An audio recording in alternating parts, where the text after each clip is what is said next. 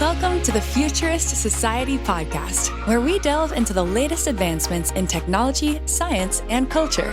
From discussions on the latest breakthroughs in AI, biotechnology, and space exploration, the Futurist Society is your window into all of the awesomeness that the future holds.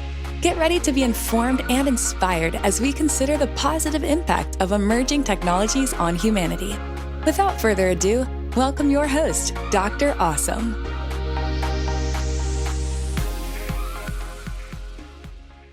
Hey everybody, welcome back to the Futurist Society, where we are talking in the present, but talking about the future. Today I have Dr. David Livingston, who is also called Dr. Space. He's hosted thousands of episodes of his own show, The Space Show, where he talks about space and space-related topics. He's had an opportunity to talk to a lot of amazing people, and he's seen a lot of amazing things. So I'm really happy to have him. Dr. Livingston, can you just tell us a little bit about yourself and the Space Show? Okay, so welcome and thank you very much for this invitation. So space has always been one of my favorite things, and if you talk to a lot of people in the space industry, they started when they were 5 years old with interest in stars or astronomy or science fiction or something space related. I was no exception. I think my first telescope was a Cub Scout telescope that I used in the backyard of my home in Tulsa, and we could see craters on the moon with it, and we could see the rings of Saturn. And then it was a really cool area era for science fiction and sci-fi special effects that Harry Hassenauer, I think I'm pronouncing his name right, did, like Earth versus Flying Saucers and the original Day the Earth Stood Still and From Here to the Moon, and all those. They were just captivating for little kids. So I grew up always loving space, always hoping to see a flying saucer, always wishing that there were aliens and extraterrestrial life out there, and wondering if I could be an astronomer someday or in some professional field growing up that related to space. But as I went on through school and I discovered that I wasn't so great in math, so astronomy sort of took a wayside to policy and being good in law and politics. So that's the direction I headed off in school. But I always loved space. I did my doctorate degree. It's actually a Doctor of Business Administration, so it's a DBA rather than the PhD. And I did it in business. And I went through everything but the dissertation, which sounds familiar to a lot of people. And I was going to do a special real estate financing dissertation. And my second son was born with cystic fibrosis. And his first couple of years were in and out of UCSF and all sorts of stuff. The treatments back then were not great. The therapies were horrible that you had to do. And he kept having doctor prognosis of, if he makes it to 7, he'll be great. If he makes it into his teens, he'll be great, on and on and on. So I dropped dissertation to help and take care of the kid. So I always believed in the future, Dr. Awesome, and I always thought that someday there would be treatments and cures for CF. So I said that my job was to preserve his lung values and his health as much as possible, because the kid's not going to make his own choices. I'm going to make them for him and hopefully teach him good habits for the day in which treatments came. So I put all of this on hold. But as he got older, I started thinking more and more about returning to graduate school, until I got a letter that said you have 6 months to produce a topic or the accreditation bureaus kick you out of the program. So I said, well, I'm not about to do anything in real estate. I want to do my passion. So one thing that you learn when you're taking care of a critically ill or a person that has a fatal illness, which CF is that you really start to appreciate what interests you in life and things that are of value and importance to you and that make a difference to you. Because if something makes a difference to you and it's worth doing, probably makes a difference for others and maybe even for society at large. So real estate, it was a business, but it wasn't my passion, but space was. So I started looking around for what to do space related. And I heard some radio shows in San Francisco with some professors at Stanford, and I called them for ideas. And I came up with a lot of help from the Stanford professor about the idea of space tourism. So back in the mid-1990s, it was a giggle factor thing, but there were space advocates and space organizations talking about it. But I thought I could sell my business school, which is a very conservative business school in San Francisco, on a commercial expansion of the space industry to focus on space tourism. So with help from a Boeing advisor and my Stanford advisor, my school approved that dissertation. But now I had to teach myself about it, and that took me out of the world of fantasy and sci-fi to reality. So I had to find out about rocketry and space and propulsion and everything that goes into it. And I was a liberal arts major. So I did that by going to a lot of space conferences, a lot of interviews, and asking a million different questions to be able to write a technically correct, but more or less policy-oriented 500-page dissertation on space tourism. And I had great help from my advisors, although with a doctoral dissertation, they often direct your work to answer their questions, even though it's your dissertation. So I had some of that going on with my Stanford professor, but it all worked out in the end. And so then I started speaking at space conferences on some of the findings I had, like venture capital interest in space tourism, which back in the late 90s was zero. But I would go deliver this message at conferences with graphs and charts and financial information. And then I got invited to speak at the Cato Institute, which is in Washington, D.C., about one of my favorite conference topics, the barriers to commercial space. So I spoke in the spring of 2021, and I really loved it. I mean, that was much better than speaking at conferences. Yeah. And I had a great audience that asked a lot of questions. And so I was determined that I wanted to turn my space interest into a public speaking career.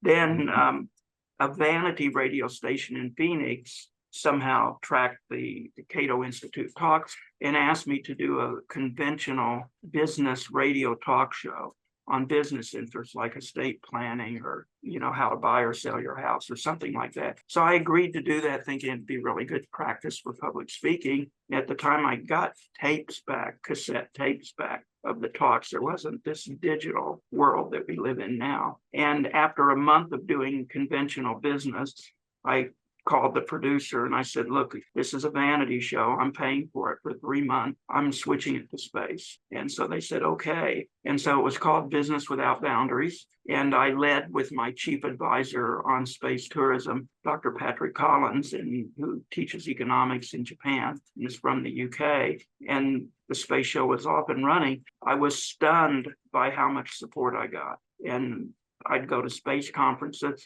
and everyone wanted to be a guest. And so getting early guests came from my collection of people I had met for the most part in my dissertation research, but that just spread like wildfire. And then I'd read an article on Space News or space.com or something like that. And I'd contact the PIs, the principal investigators, and ask them if they wanted to come on and talk about what they were doing. Some of it was planetary exploration.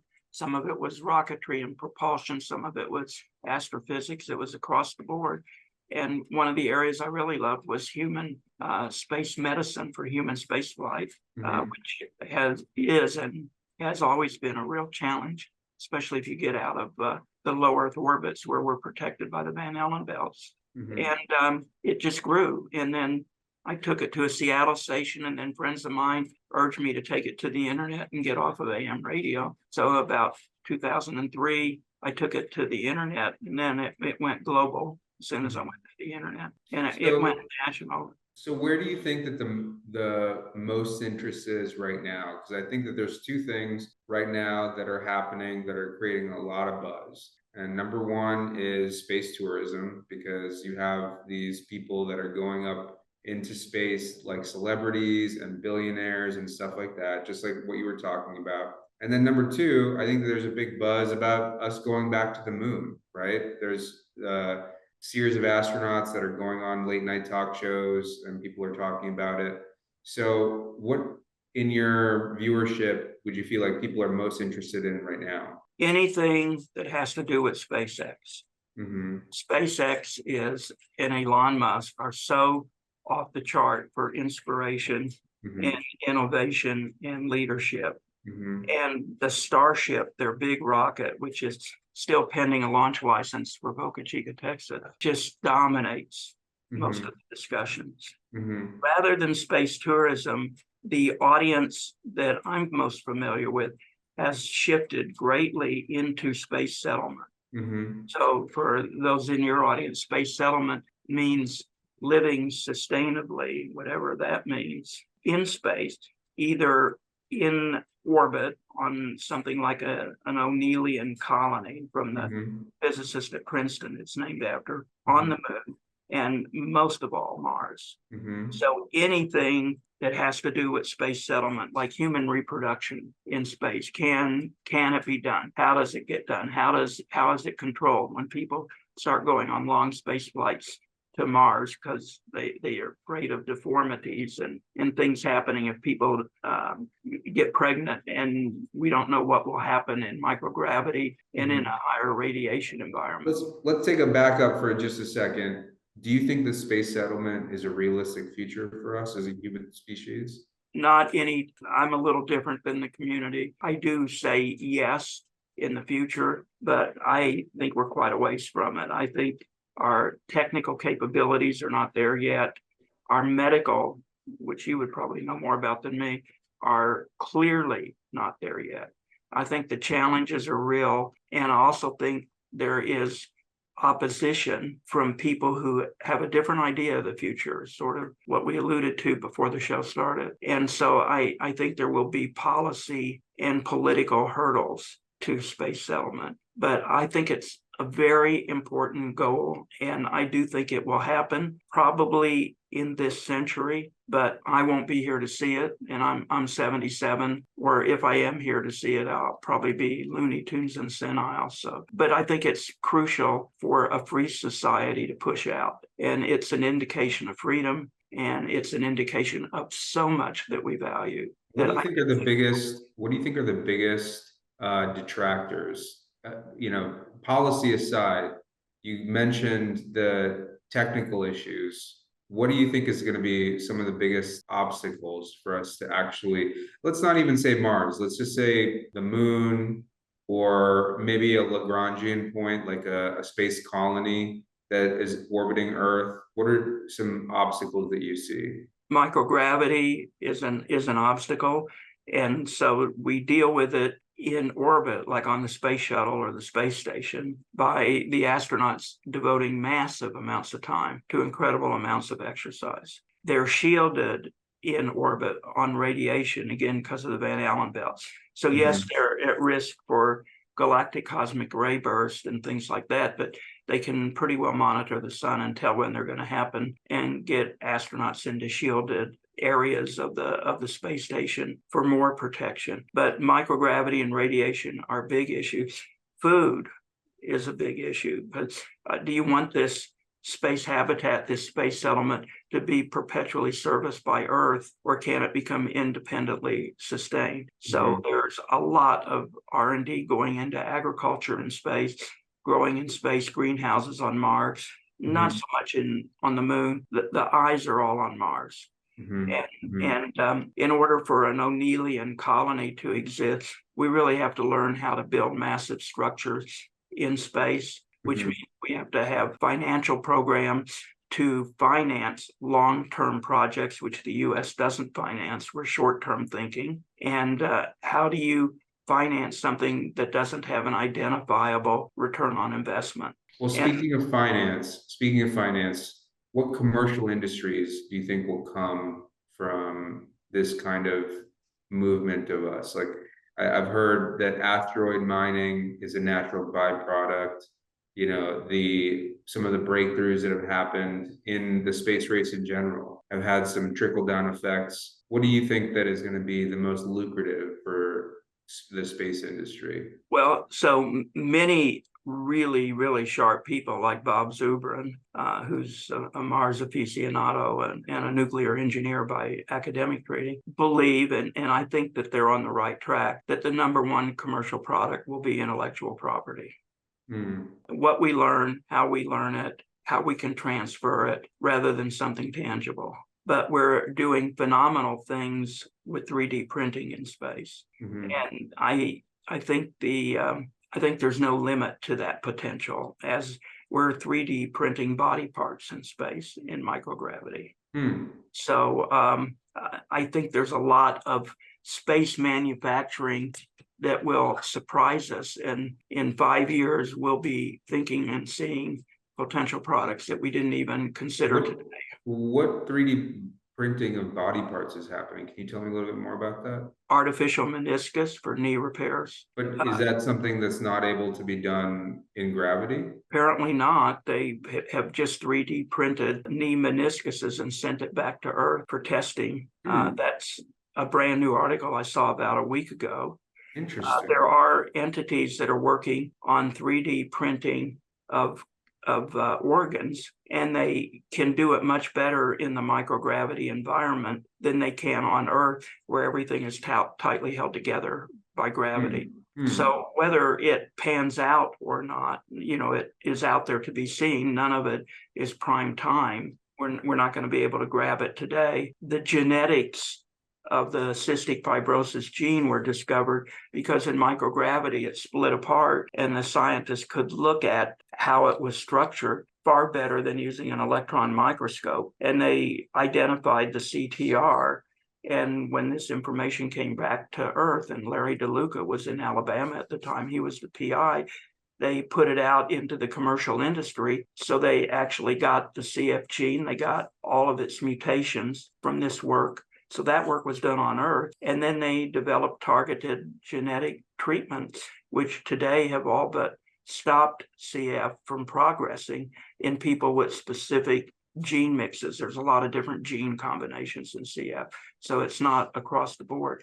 But that's happening in other illnesses too. And manufacturing of materials, they're talking about manufacturing most of the habitat materials on the moon and Mars through 3D printing of lunar material and Martian material. So I think we're in such an early stage of manufacturing in space applications. So that's why I say in 5 years, we won't even recognize this industry from where we are today. And it'll play a key role in how we develop and build habitats for the moon and in orbit, as well as on Mars. And I think 3D printing, I know there may be something that follows 3D printing that's even better, but it's revolutionary in space. Yeah, absolutely. That idea of being able to literally make anything in any location, I think holds so much value for space, because you need to make really technical instruments and you don't have access to the same kind of resources that you do here on the planetary side. But I guess my question is, you mentioned SpaceX as being so popular. What are some other companies that are involved in the space industry that, are also doing big things? Because I feel like that's the only company that I think of. Now that we've moved from NASA being the big, space driver, the organization that drives us into space, and now the private industry is doing it, like, SpaceX and all these. Nobody compares to SpaceX, not even Blue Origin, which is Jeff Bezos' company. So it's off in a category all of its own. But there are other rocket company competitors that are very, very successful, but they have a different market niche. Like Rocket Lab launches smaller rockets, but they're out of New Zealand and the United States. They're incredibly successful, and they've got a small rocket payload getting ready to go to Venus. So they're not a direct competitor to SpaceX, except SpaceX do you know what rideshare is? So on space available on a mission, they will fly some scientific missions, academic missions, school missions, either for free or for a much lower price. And it flies almost as ballast on the rocket, kind of like ballast on a ship. So, but you have to go with your payload to where the main payload is going. You don't get to choose your orbit. So for a lower price to your specific orbit, you can use one of these smaller rockets like Rocket Lab, and actually go to the orbital designation that you want, which may make a difference too. some of these smaller companies. So they're very successful. They're talked about all the time. There's 4 companies, and I drawing a senior moment blank all of a sudden, that are making private space stations. The International Space Station won't live past 2030, and maybe sooner than that, depending on our relationship with Russia. So the U.S. is not replacing it with a government space station.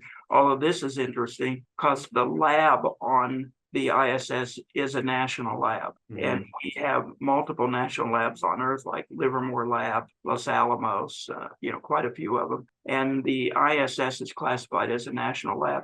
So they are hoping to take space on a private station by one of these commercial companies like Axiom, and the national lab will be a component of the private station. But there's Axiom. Blue Origin has a plan for a artificial space station.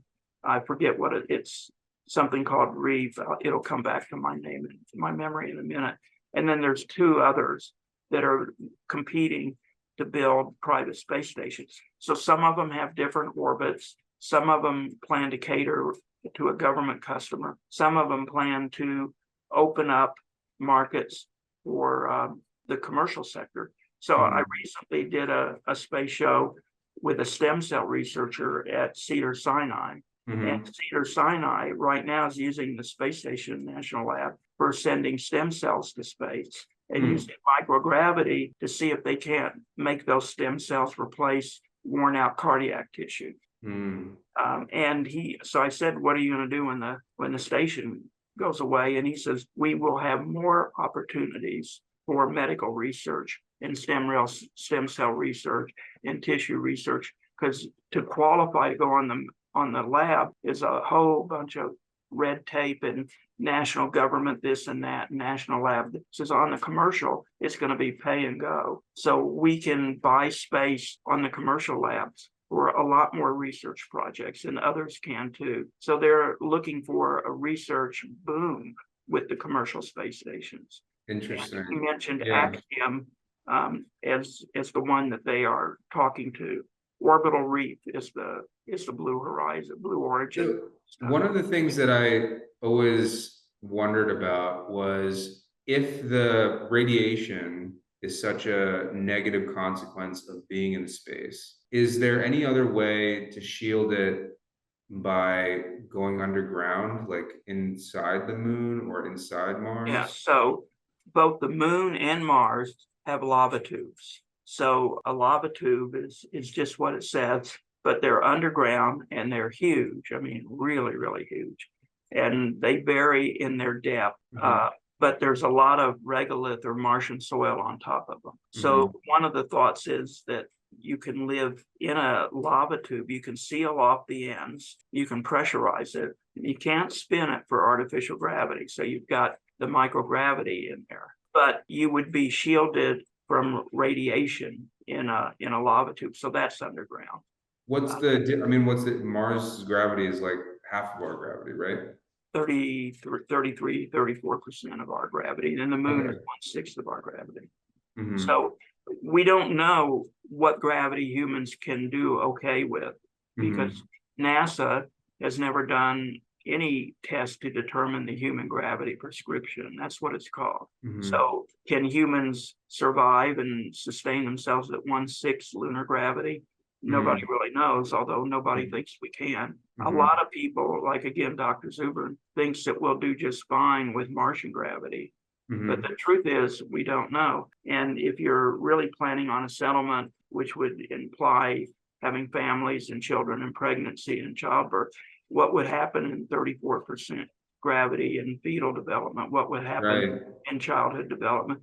So these are things that we don't know. We can create 1G, which is what we have here on Earth, but we have to spin something. So they've never done centrifuge tests on the space station, although it's always been planned to do it. It's just they never got around to having free flyer centrifuges. They have done some rodent centrifuge tests, but they're not, very helpful so far. So that is one really big thing that is needed. And I see lots and lots of talk about it, but I don't see any plans to do it. And most artificial gravity and gravity studies in space are here on Earth with bed rest studies, and it's not the same thing.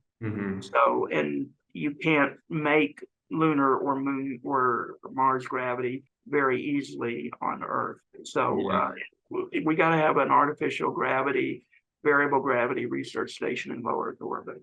Yeah. And So that I would be hasn't remiss if I didn't talk about, the upcoming trip to the moon that NASA's planning for. What are your thoughts on that? And do you think that this is going to be something, that their goal is to make this a way station for eventual trip to Mars, right? Yeah, And so I hope it happens. A lot of us are a little skeptical. that it will We happen want at to all, know or that what? it will happen at all? Like, you don't think Yeah, that? that it'll happen at all because of the economics of the United States and the money being spent. And one part of the government is delaying SpaceX from testing the rocket that is needed to put the human lander on the moon, because of the way that NASA is going back to the moon with SLS and then to the Gateway, which is an orbiting station around the moon. And then the human lander takes astronauts from the Gateway down to the surface of Mars. So SpaceX won the bid to do it, and they can't do it without Starship being perfected and operational. Blue Origin just got approved in the first part of this year as a backup, but you can't see any progress with them on their human lander yet. So, so first of all, we want the budget to continue to include going back to the moon with Artemis 3 as the first mission that takes humans to the surface of the moon. We want them to stay on the surface, but we don't like the fact that they stay for a couple of weeks and they go back to the Gateway. The space community would like to see sustainable long-term presence on the moon. So I guess that's going to be an evolution over time. Yeah, but you don't think it will happen at all? I mean, they're going I'm on these late optimistic. night talk shows, and they're presenting it as if it's an inevitability. I don't think anything's an inevitability Yeah. anymore, but I'm optimistic that it will happen. They have a lot of international partners in Artemis, so there is a lot of pressure to make it happen. But when one part of the government does one thing and one part does the other thing, and the key component is not able to perfect their part of the deal, then it's a slowdown. At least it's some kind of a delay. So where is the delay? Like, they're just not allowed to launch the SpaceX rocket, or what's the delay? Well, it's a little complicated. When SpaceX did the first demo flight of the Starship and it did not work, there was damage to the pad and all sorts of things. So this whole area of Texas, of where they're dealing with, is a wildlife preserve.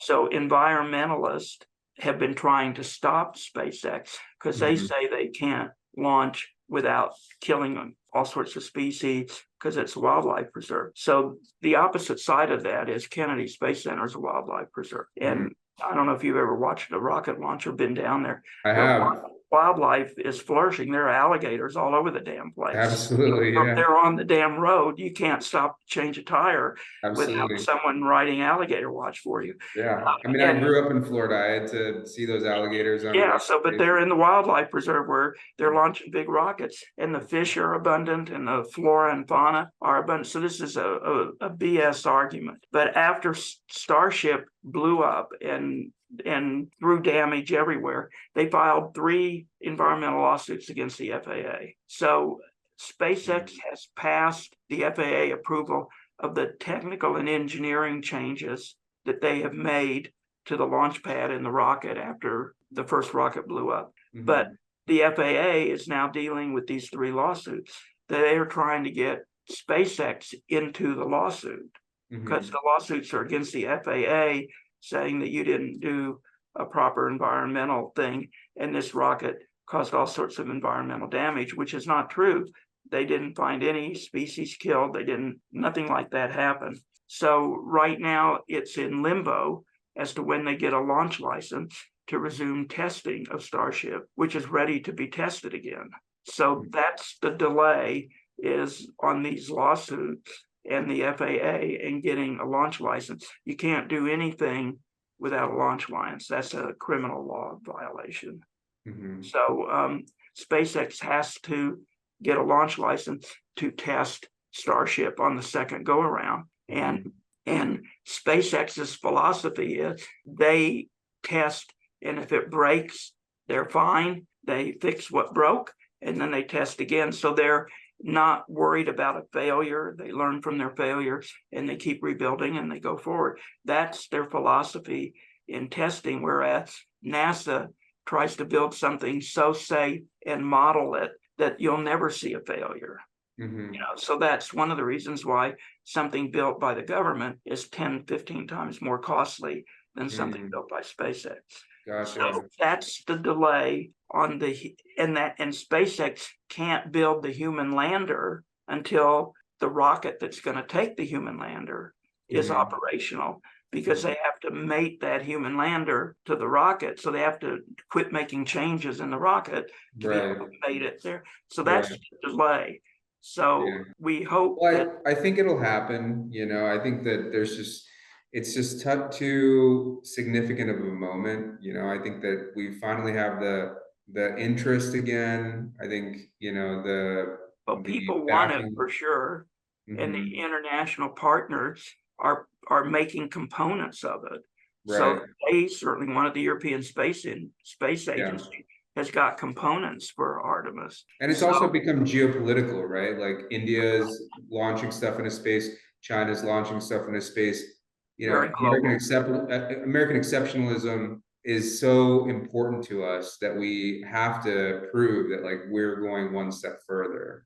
I think you're 100% right, and it is very important, but probably not so important to a lot of the late night talk show people that you or others may talk to. So we could talk about American exceptionalism, because that's really a lot of where the future lies. And space, to me, is a big key to the future. What do you mean by where the future, American exceptionalism is where the future lies? Because we lead in innovation. We lead in risk-taking. We lead in capital acquisition that is needed. We lead in the ability to get investors, to get capital, and to fail. And this is how you move forward. And all of that makes America a very special place to do business, to take risk. This is why people want to come here and partner with American companies, with NASA. And so we need to maintain these characteristics that go into American exceptionalism. So seldom will somebody break down and say, these are the components of American exceptionalism. But they are their financing, their entrepreneurship, their risk-taking, their failure. They are typically regulations that enable regulation rather than regulations that choke. They are typically in a good government policies that enable and allow this kind of environment to flourish. But sometimes you have a lot of opposition to what you want to do. Nuclear propulsion, which is sorely needed, is one of those areas where you still get opposition. So I can see that aspect of it, and I feel like politically it's more important than ever. Do you feel like this is reminiscent of the space race in the 60s? I think, well, there we were trying to win the Cold War.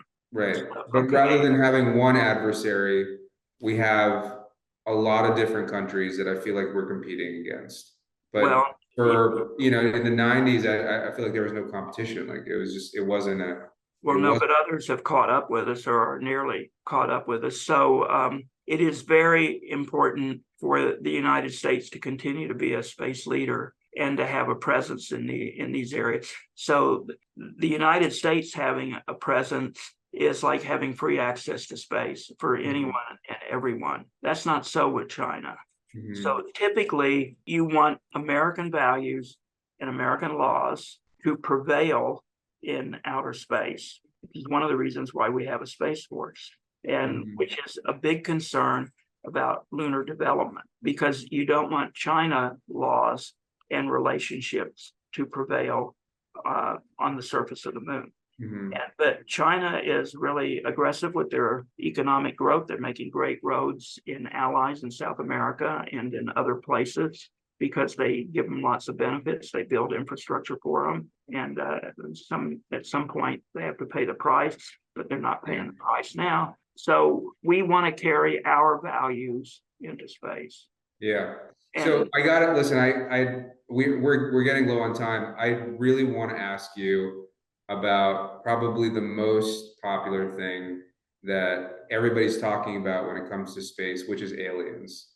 And I know that that's something that is on everybody's mind. How do you feel about aliens? So my show doesn't do much about them because it's a hard topic to do factually. Yeah. Unfortunately. But off the record, I mean, obviously this is recorded. I think there probably is extraterrestrial intelligence in the universe. Mhm. I think the work that Professor Avi Loeb is doing at Smithsonian Harvard in your area is amazing. He'd be a great guy to have on your podcast, by the way. Yeah. And he's not per se looking for aliens. He's looking for presence of unnatural interstellar objects that have made it to Earth. Mm-hmm. And if they're unnatural, then that sort of implies an intelligence behind making them. So I think it exists. I think at some levels there is a government cover-up, and I think that's because of the technology involved in these crafts, like these UAPs that harass our Navy forces and other militaries. I think some of that is probably real, not all of it, but it's really hard to know because anything with UFOs, UAPs, aliens, there's so much junk out there. Yeah. Information, and then there's probably government cover-up. So I think the congressional hearings and the whistleblower are very important. Mm-hmm. But I think for me, if you're going to really make the case that we've got materials from downed unusual aircraft and we've got bodies, you've got to show them. Mm-hmm. So that's the end of the line for me, because talk and rhetoric are cheap, and you don't know what the motivation is behind the talk and rhetoric, and you don't know how it's been edited or manipulated. Just like our news today is manipulated. Well, let's talk about something objective then. I mean, I hope they're real. The thing that Avi Loeb really made a name for himself was the Oumuamua spacecraft, or not spacecraft, but it was a space structure, I guess you could say. Something, a fast-moving object. Yeah. How do you feel about that? Because I look at that, it's a cigar-shaped object. It's accelerated out of the space once it was identified. How do you feel about that?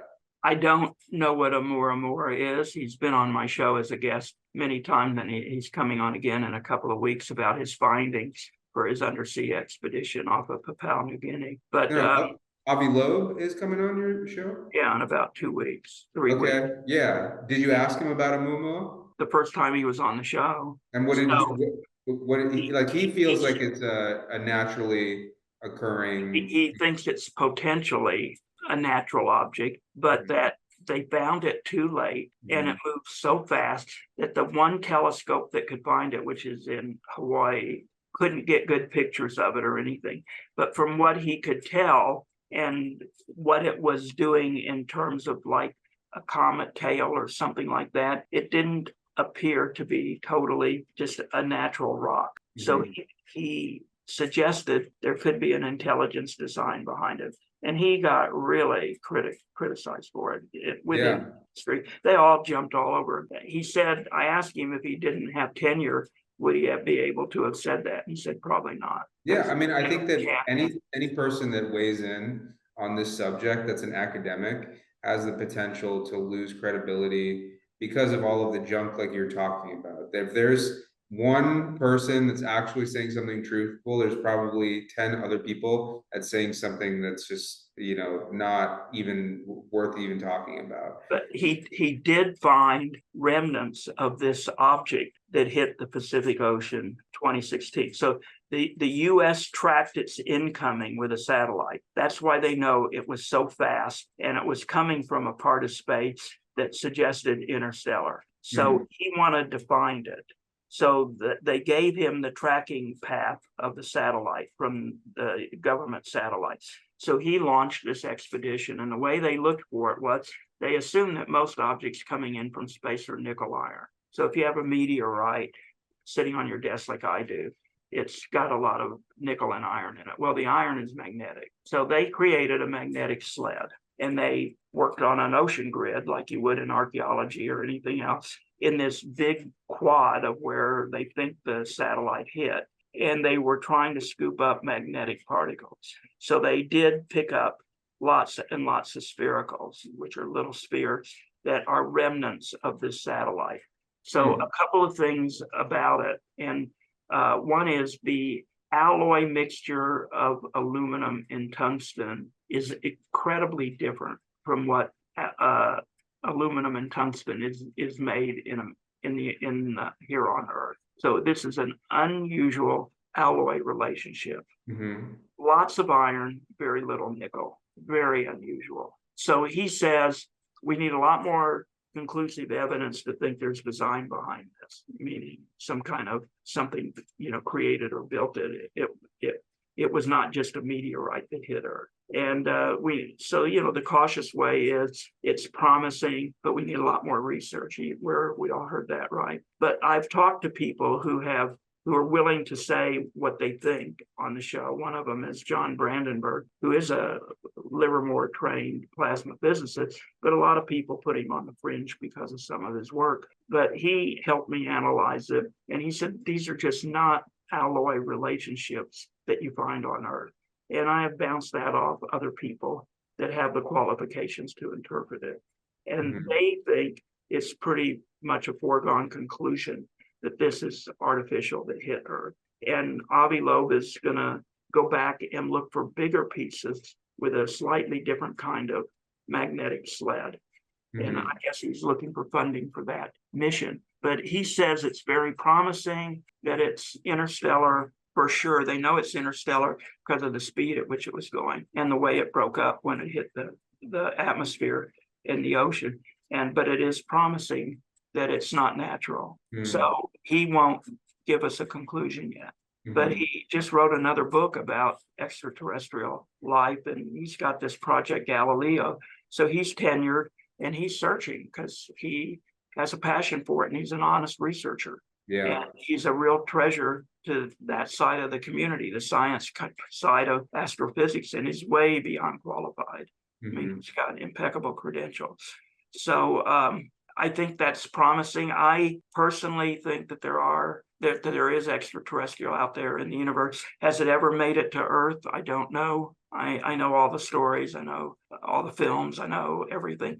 I would like to believe it. I really like to have that confirmed. That's like a bucket list number one. That and can we break the life-death barrier and see what's on the other side while we're still alive? So those are my top two bucket list ideas in my life. And I think space plays a role for both of those, because the technologies we get from space, the way we engineer products and the software that we're making and everything that goes into space that nobody ever thinks about or hears about. Like, whoever really talks about the software, right? Or the computer chips. The only time we hear about computer chips is there's a shortage of them and the Senate's going to pass a treaty, the chip treaty or the chip law or whatever it was called. But those chips are enabling us to go into the future today. Absolutely. It drives everything. It drives technological progress for all the different industries. I actually had, before you, I had a podcast episode with Kevin Murphy, who's the chief data scientist for NASA. Okay. And even just like the data and the way they manipulate it, like there's downstream effects from, evaluating deforestation, evaluating like our own Earth in different ways. And I think that if we continue to progress forward, there's going to be a lot of technological innovations that make it down to our everyday life. It's like GPS, right? Like GPS, or any of the other things like Velcro, or my Tempur-Pedic mattress started out as like a memory foam that was on the first few space missions. All of this stuff is interesting, they're all interesting things that were created to solve a problem of getting us to space. So I'm really excited to see what the future holds. But we're getting to the end of our time, and I did want to ask you the three questions that I normally ask all my guests. Okay. Talking so much, and we don't have the opportunity to really go and ask you them. What is your inspiration when you talk about space? When you're talking about space, you talk about science fiction, you talked about your son and all of the issues with his health. But really, like, if you were to nail one inspiration for what makes you do the things that you do, what would you say that would be? So first of all, I'm an unusual big thinker. So I specialize in connecting dots. So you know that little game kids play. So I like to connect the dots and do what off. And I have a million questions. Like, I was at a dinner party last night and we were talking about something. And I said, have you ever wondered where your consciousness goes when you're put to sleep for surgery? Because, I was out for 7 hours on an AFib surgery and nobody could tell me where my consciousness went. I lost 7 hours of my life. And I've talked to doctors and they just say the chemicals suppress it. And I think that's BS. I need an answer. Where does what's up there that makes me a human go for 7 hours? I ask a lot of questions. So what inspires me is that the path to being able to answer these questions, and others have other questions that are even probably more important, goes through space. It is, you have to be forward thinking. It's just like if you're going to Mars, you have to know where Mars is going to be 3 years from now or 4 years from now, from when you launch your rocket to get there. When we did planetary missions to Saturn and Jupiter, they had to know where Saturn and Jupiter were 12 and 14 and 15 years from the launch date. And that was done with technology that was already 10 years old. So space requires us to look into the future. And when you look into the future, no matter what your discipline is, be it medicine or trying to come up with solutions for homeless people or mental illness or any of the things that plague us, you have a better shot of coming up with solutions and paths to solutions than you have if you have a third dimensional view of the world and you don't do any stargazing. So that's inspiring to me, that the solutions to all of what ails us, to me, are going through space. So yeah, the space part is really critical to me, but I've got 2 kids and I want them to live in a great world, and I don't want them to live in a country that has less opportunity and less freedom than I had growing up when I was a kid, born in 1946. And they're on the path to having less opportunity and less freedom. And damn it, that really disturbs me. And our political leaders are not big thinkers. They're prisoners of a budget. They're prisoners of an ideology. And I don't know how to reach them. But the only tool I have is to talk the way I'm talking to you and to people on the spatial, and to try to show people that you can be a big thinker and that it's worth the investment in labor, in capital, in taxes and investments. But it's all got to be done in a sort of a grounded reality, efficient economic way. You can't just blow it and think you're going to get a great result. Serendipity happens, but you don't write business plans based on serendipity. You don't make policies based on serendipity. So I'm inspired by space because it allows me to see a future that I want for my kids and grandkids and for the remainder of my life. And I'd like for people around the world, rather than fighting stupid ass wars that are, by really backward ideologies. And so that's a big issue for me. That's why space to me is such a thrill and such a turn on. And, so speaking of space, that brings me to my second question. What are you most excited about coming down the pipeline that you really want to happen? Is it the moon mission? Is it SpaceX being able to, get their rocket up? What is coming down that you're really excited about? I think I would like to see space settlement really start, because in Mhm. order for settlement to really start, you've got to do A, B, C, D, E, F, and G first. So that includes SpaceX. That includes figuring out how to live and play and work on the moon. That includes how to handle propulsion problems. That includes how to handle some of the human in space medical issues that we've alluded to. So Mhm. you don't just get on Starship and fly to Mars. You got to do the work and the planning and the building and the tech development to get you on that Starship to fly to Mars. Mhm. So if we're able to initiate space settlement, that means we're making great progress on all these beginning and intermediate levels that are so that are so important. So like space settlement is a big, big picture outcome that involves everything in between to get Mhm. that to happen. So Mhm.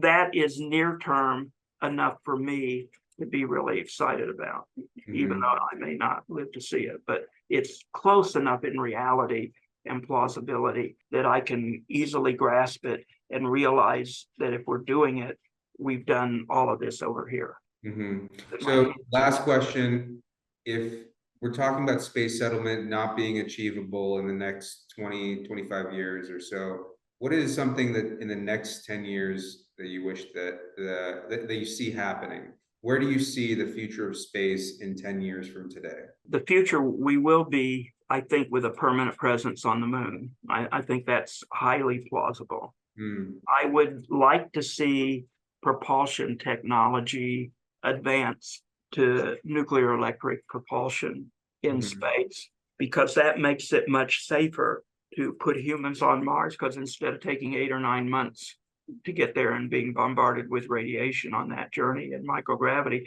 you get there in 2.5 months. So Mm. I think if we can get nuclear propulsion going, and we had it earlier on and President Nixon canceled it, then I think that's a huge step forward that opens up our solar system for us. Doesn't open up the universe because of light speed. So, our closest neighbors are 12 light years away. So nuclear propulsion's not enough to make a dent in light speed travel, faster than light travel, but it helps us in our solar system. And then it helps us to the asteroids. And then it helps us to be able to develop resource utilization on asteroids. We can't even begin to develop that until we know how to work on an asteroid, because they don't have gravity. All of our mining equipment is based on gravity. So what equipment are we going to use to go mine an asteroid? How Mhm. are we going to process it? I mean, we don't have that idea. What equipment are you going to take on a trip to an asteroid? And remember, mass is very costly to launch on a rocket, even at SpaceX prices. So what equipment are we going to attempt to 3D print on an asteroid, where you don't have gravity holding your big caterpillar down on the ground? Because, that leverage is how equipment works. So lots and lots of questions, lots and lots of potential. And we need to accomplish the foundation ingredients to make all of this happen. So to me, if space settlement doesn't happen in my lifetime, I want to see us moving in that direction. I want to see us building the proper foundation and the proper big picture thinking of not losing sight of the goals to get us there.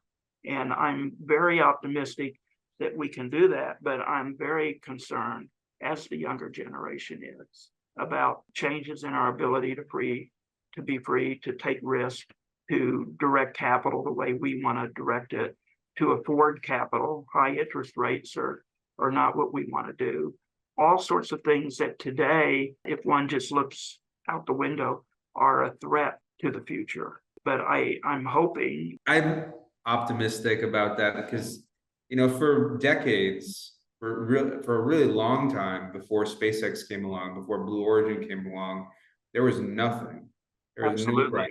So I think that there is a lot to be worried about, but I think there's a lot more to be optimistic about. So and one of those things that we talked about today, space settlement, I think it needs that optimism. It needs us to really push Absolutely. the envelope as much as we can. We need the entrepreneurs. We need more than just Elon Musk, who's an incredible big picture thinker and innovator. But we need the entrepreneurs, we need the innovation, and we need the dreams. And we need people that can dream, but they can also turn that dream into reality. I mean, all of us can dream, right? But not all of us can make the dream happen. We need to enable and flourish the development of the people that can dream big and make those dreams happen. That's the important component. They got to be able to turn a dream into reality. Everyone on the planet can dream, but not everyone can make a dream come true. Absolutely. Well, thank you so much for speaking with us today, David. And for those of you guys who want to see David even more, check out the Space Show. If you want to see me even more, click the like and subscribe button. Would love to have you guys following me on a regular basis. And for the regular listeners, I will see you again very soon in the future. Thank you, everybody. Have a good day.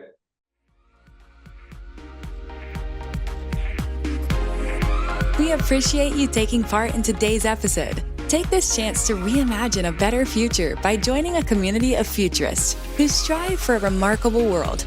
Be a part of this growing network and contribute to making the world a more positive place. Visit thefuturistsociety.net and subscribe to the show so you don't miss a drop of hopeful futurism.